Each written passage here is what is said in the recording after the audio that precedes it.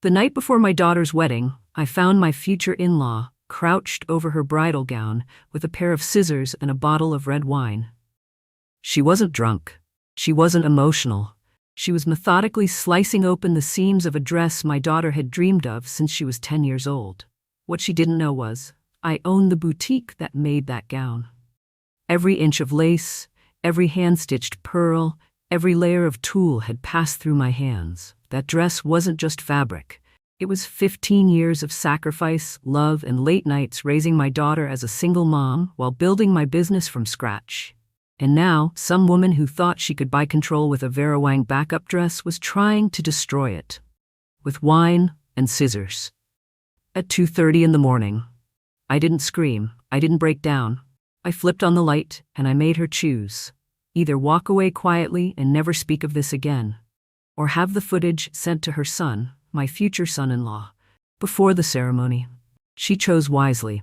If you've ever had to protect your child from someone wearing a smile and holding a knife, this story is for you. What would you have done if it were your daughter's wedding? Let me know in the comments. And don't forget to subscribe to EN Reddit Story for more real tales of quiet revenge and poetic justice every single day. I've always believed that weddings reveal who people really are. Not in the vows, not in the cake, not even in the speeches, but in the moments behind the scenes. In the whispers, the wardrobe malfunctions, the too long toasts, and the passive-aggressive smiles exchanged between in-laws. My daughter Lily was getting married, and as any mother knows, it was supposed to be the happiest time of our lives. I say supposed to be, because from the moment Ethan proposed, a subtle war began brewing, and its name was Vivian Blackwell. Vivian, my daughter's soon-to-be mother-in-law, walked into our lives like she already owned the room. Wealthy, immaculately dressed, the kind of woman who wore pearls to brunch and corrected your grammar like she was doing you a favor. She didn't dislike me, at least not openly. But she looked at my boutique the way someone might look at a homemade centerpiece at a country club gala. I tried to take the high road. I told myself, Sarah, this isn't about you. This is Lily's wedding. Smile, breathe, survive it. But it wasn't easy. The first time we met, she complimented my store by calling it charming, and then asked if we carried real designers. When Lily tried on her custom gown, the one I had spent months working on piece by piece, Vivian tilted her head and said, "It's a bit minimal, isn't it? In our family, we prefer something with a little more presence." I could feel my jaw lock, but I said nothing. Lily adored the dress. Ethan had cried when he saw the sketch. I reminded myself that this wedding wasn't about Vivian. It was about my daughter walking toward the love of her life in the gown of her dreams. Still, something inside me knew this woman wasn't done. Vivian wasn't the type to make peace. She was the type to wait for a moment to insert her control, to reclaim the spotlight. As the wedding weekend approached, everything was in place. Lily's dress was stored in the bridal suite at the Four Seasons. My assistant Mia had checked it herself. The flowers had arrived early. The rehearsal dinner went smoothly, save for a few too loud opinions from Vivian about the centerpiece arrangements. And then came the moment that changed everything. It was after dinner, late evening. Most guests were making their way to the bar or back to their rooms. I was heading to the elevator when I passed the conference hallway and heard a familiar voice, Vivian, speaking in a sharp, clipped tone on the phone. "No, she doesn't know. I have access to the suite. Trust me, by morning that dress will be unwearable. She'll have no choice but to wear the Vera Wang I brought." I froze. My hand hovered above the elevator button. She's sweet, but naive. My son deserves a bride who looks like she belongs in our family's legacy photos, not a J. Crew ad. The dress she chose is a joke. This way she'll look the part and no one will know. I stepped back, heart thudding in my chest. She wasn't joking. This wasn't an offhand remark. She had a plan, and she had access. Vivian didn't just dislike Lily's dress, she was about to sabotage it. I ducked behind a decorative wall and watched as she ended the call, smoothed her hair, and headed toward the front desk of the hotel. From the shadows, I heard her say, "Oh, hello, I'm Vivian Blackwell. Yes, that's my future daughter's suite. I just need to leave something special for her for the morning, a little surprise." The clerk smiled, nodded, handed her the spare key, and she disappeared down the hall. I didn't follow her immediately. I didn't confront her. Not yet. Because what she didn't know was that I'd planned for this exact kind of chaos. I had someone watching. At 2:03 a.m., my emergency line rang. I jolted awake in the hotel suite I'd reserved for myself and my assistant Mia, strategically located just one floor below Lily's bridal suite. We had agreed in advance that she'd sleep in the adjoining room connected to Lily's, just in case anything needed last-minute attention before the wedding. But I hadn't expected this. I picked up on the second ring. "Sarah," Mia whispered, voice tense. "Someone's in the suite. It's Vivian. I saw her come in. She's got scissors and a bottle of red wine." I sat up instantly. "Is Lily in there?" "No, she's still out with her bridesmaids. They're doing the last-minute spa thing." "Don't confront her," I said, already swinging my legs out of bed. "Just keep your eyes on the door crack. Keep quiet. I'm coming up."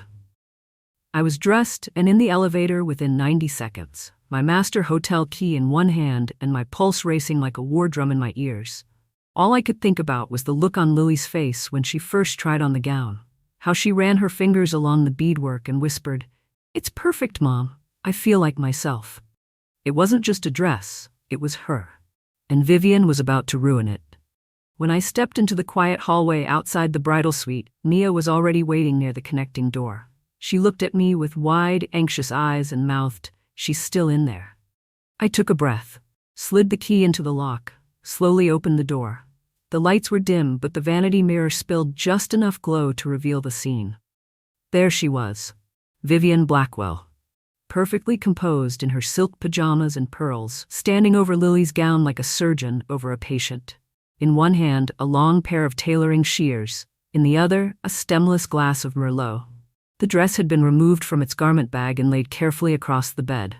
A ribbon of fabric dangled from the hem. She was cutting, methodically, almost clinically, tiny slits into the seams, not enough to notice at first glance, but enough to ensure that the moment Lily stepped into it, the gown would pull. Tear. Collapse. A quiet, elegant sabotage. And the red wine? Set next to the bodice, its dark stain hovering like a silent threat. I flipped on the overhead lights. "I wouldn't do that if I were you, Vivian." She spun around, startled but trying to recover quickly. I was just checking the stitching. It looked a little uneven, and at 2:30 in the morning, I said calmly, stepping fully into the room. "With a pair of scissors and a glass of wine?" Vivian's expression faltered. "You don't understand. I'm just trying to help. The dress, it's not what I imagined for Ethan's bride. Good thing it wasn't your decision." She scoffed, then tried again. "Sarah, come on. You know this gown is beneath our family's standard. You run a lovely boutique, but it's no Marchesa. I brought a backup. Vera Wang, full lace, imported silk. Lily will thank us." "I think you mean thank you," I corrected. Vivian's face tightened. I crossed the room slowly, then pointed to the ceiling. "You see that camera? Installed last month, hidden. My boutique partners with this hotel. After a dress went missing last season, I made sure every bridal suite got extra security." She paled. "You're joking," she said. I raised my phone, where a live feed of the room had been recording since I'd arrived. Her figure was clear, recognizable, holding the scissors, hovering over the dress. "I'm not, and I have everything I need." Vivian's voice turned desperate. "Please, don't show Ethan. He won't understand. I was doing this for him. I just want Lily to look like she belongs in our family. She belongs with someone who chose her, not a costume." And then I gave her a choice.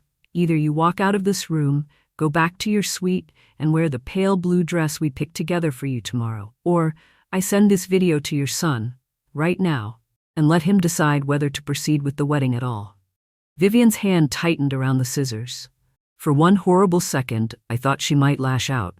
But then she stepped back, set the shears down, took a shaky breath, and walked out without another word. The door clicked shut behind Vivian, but the tension lingered like smoke in the air. I stood there for a moment, letting the silence settle, letting my hands stop shaking. Then I turned to Mia, who was already by my side inspecting the dress. She aimed for the seams. Mia murmured, "Precise slits, but not visible unless someone pulled." My heart clenched. Vivian had been smart. If Lily had worn the gown, everything would have held, until it didn't. One twirl on the dance floor, one tight embrace, one step too fast, and it would have fallen apart in front of 100 guests. In front of Ethan. She hadn't just wanted to swap out the dress. She wanted to humiliate Lily, to force the change. I clenched my jaw and stepped forward, rolling up my sleeves. "Get the emergency kit," I said. "We're fixing this. Tonight." Mia nodded and darted to the side closet, returning with the tailor's kit we always kept nearby for wedding day emergencies. Thread, needles, bonding tape, silk glue, and a portable steamer. Between us, we worked in silence, focused, steady. I inspected every inch of that gown, seam by seam. She'd hit 7 points, both underarms, both side seams at the hip, one along the lower zipper, and 2 hidden in the train, all deliberate. I restitched what I could by hand. Mia reinforced the rest with invisible silk fusing tape and heat-sealed bonding. We replaced one piece of lace entirely and retacked 2 appliques to cover faint pulls. By the time we finished, it was nearly 5 a.m. I stood back and looked at the dress hanging in the soft dawn light. Perfect again. Delicate. Resilient. Just like my daughter. I turned to Mia. "Can you handle the morning prep with the team?" "I need a few hours to rest and realign." She nodded, her eyes soft. "Of course. And Sarah, you did the right thing." I wasn't sure what right meant anymore, but I knew I'd done what I had to do. As I left the suite, I paused at the door. I glanced once more at the gown, restored whole, and whispered, "She doesn't get to ruin this, not today." Back in my own room, I collapsed onto the bed for a brief, restless sleep. No dreams, just flashes of what could have happened. Lily in tears, Ethan confused, cameras flashing while a seam ripped down the back of her gown. And Vivian, pretending to be the savior with a Vera Wang waiting in the wings. No. Not on my watch. By 8:30 a.m., the bridal suite was buzzing with stylists and soft morning laughter. Lily and her bridesmaids were sipping mimosas and singing along to some early 2000s pop anthem. Hair was curled, makeup was being applied, joy filled every corner. You'd never know that a saboteur had stood in that same space just hours earlier. I entered with breakfast and a calm smile. My daughter lit up. "Mom, you're here early." I kissed her forehead. "Of course I am. It's your wedding day. I wouldn't miss a second." She turned back to the mirror. "Vivian dropped off a note at the door," she said offhandedly. "Said she wasn't feeling well last night. Wanted to wish me luck." I raised an eyebrow. "That's so?" "Yeah. She also said she's wearing the pale blue dress instead of the white one. Thought it would be more appropriate." Lily chuckled. "Honestly, I didn't even know she brought a white gown. That would have been awkward, huh?" I smiled. Incredibly. But I said nothing else. Because Lily didn't need to know what almost happened. She didn't need the weight of sabotage hanging over her ceremony. Today was about her. About love. About moving forward. I helped her into her gown, careful not to let my fingers tremble as I buttoned each crystal clasp. The dress shimmered as she moved, not just because of the fabric, but because of who she was in it. At the final button, she turned to me. "Thank you, Mom. For everything. I don't even have the words." I cupped her face, holding her gaze. "You don't need words, sweetheart. You just need to remember. No one gets to rewrite your story but you." And with that, we walked out of the suite and into the morning light that belonged fully and completely to her. The ceremony began precisely at noon, under a white arch adorned with soft pink peonies, white roses, and cascading ivy, exactly how Lily had described it when she was still flipping through bridal magazines and doodling her dream wedding in the margins. The garden behind the Four Seasons was bathed in the kind of sunlight photographers pray for, warm but not blinding, golden but not harsh. The guests were seated, the music swelled, and then she appeared. My daughter. Stepping out, glowing, radiant, and wearing that dress, the one they tried to take from her. But it was still hers. The moment she appeared at the top of the aisle, everyone stood. I saw Ethan's face crumple in the way a man's does when he realizes he's marrying his best friend and the most beautiful woman he's ever seen at the same time. I watched, one row back, as Lily walked toward him. Every step a quiet triumph. And out of the corner of my eye, I caught Vivian. She was sitting perfectly still in the second row, dressed in the pale blue gown we'd selected weeks before. Elegant, understated, appropriate. Her expression was neutral, maybe even remorseful. But she didn't make a scene. She didn't whisper to anyone. She just watched. For once, she was quiet.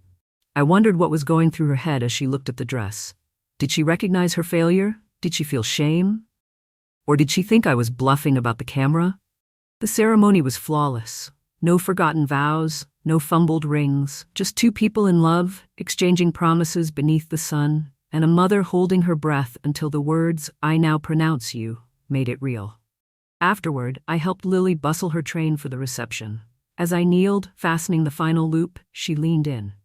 "Vivian's been kind of nice today," she whispered. She even complimented my dress at breakfast. I straightened up and smoothed the bodice with careful hands. "Some people," I said gently, "just need a little reminder about boundaries." Lily laughed, unaware of how close we'd come to disaster. The reception was a blur of laughter, speeches, clinking glasses, and slow dances. Lily and Ethan moved together with such ease, it made every moment of tension leading up to this feel like background noise. But something unexpected happened toward the end of the evening. As I stepped outside for some air, I found Vivian already there, alone on the terrace, her hands wrapped tightly around a half-full glass of champagne. We stood in silence for a few beats before she finally spoke. "I suppose you think I'm a monster." I didn't respond. I wasn't sure what I thought. I was still deciding. "I was trying to protect my son," she continued. "He's never had good taste. I thought maybe I could help him get it right this time." I turned to face her fully. "You weren't protecting anyone. You were trying to control the outcome. You wanted the wedding to reflect your image, not theirs." Vivian looked down at her hands. "You're right," she said. And then, to my surprise, she added, "But thank you for not telling him. Or Lily. I deserved worse." I didn't forgive her, not in that moment. But I nodded, because acknowledgement was more than I expected from her. "You were lucky," I said quietly. "This could have ended very differently." She gave a stiff nod.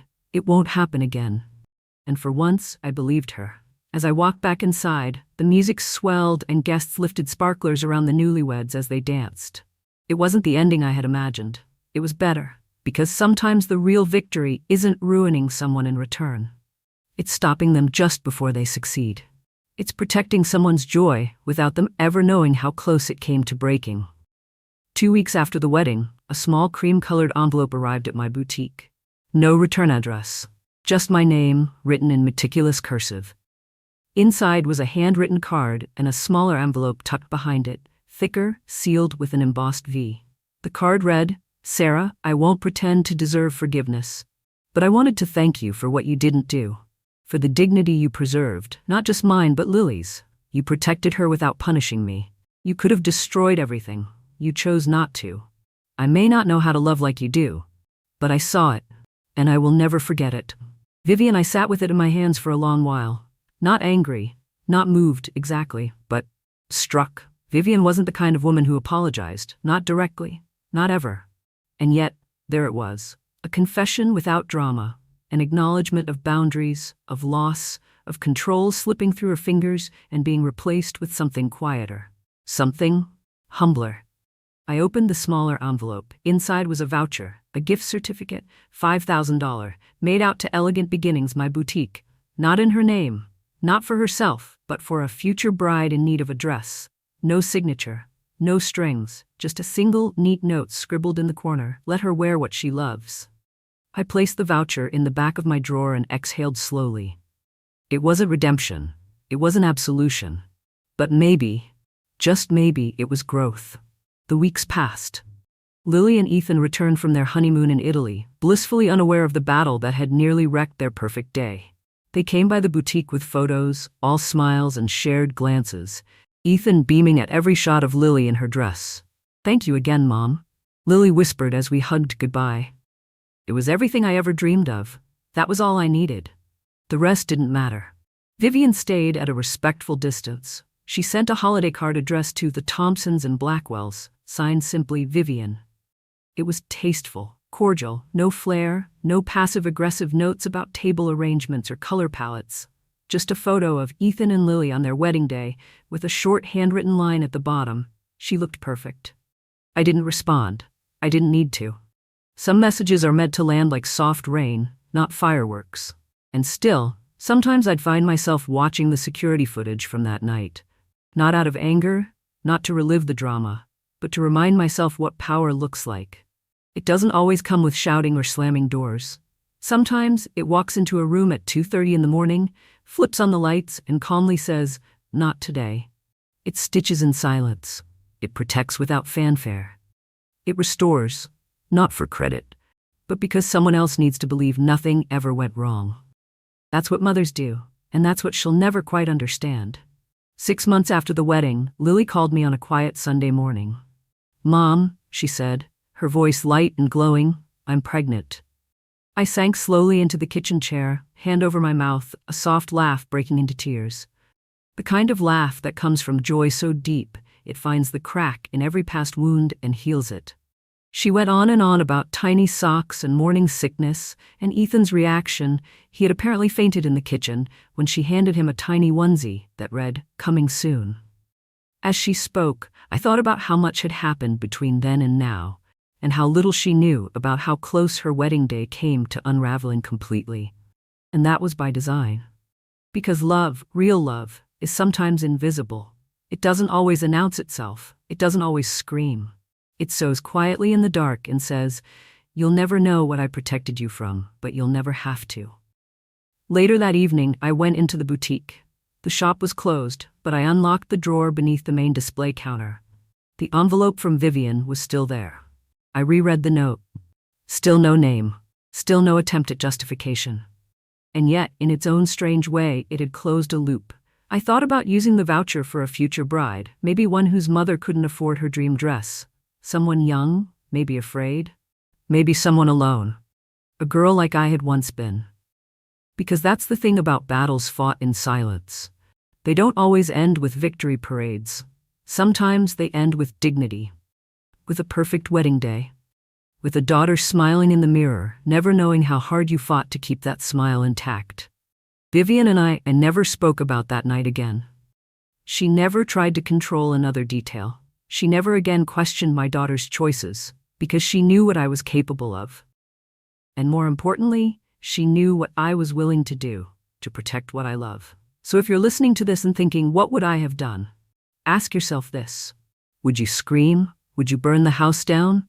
Or would you walk in, flip on the light, and calmly rewrite the ending? Because sometimes the most powerful revenge isn't loud. Sometimes it's tailored, measured, stitched back together in the dark, and then quietly worn down the aisle by someone you love more than life itself. What did you think of this story? If you were in Sarah's shoes, would you have exposed Vivian? Drop a comment and let us know where you're watching from. And if you believe some battles are best fought quietly, vote #Team Sarah. Don't forget to subscribe to EN Reddit Story for more tales of true drama, karma, and poetic justice every single day.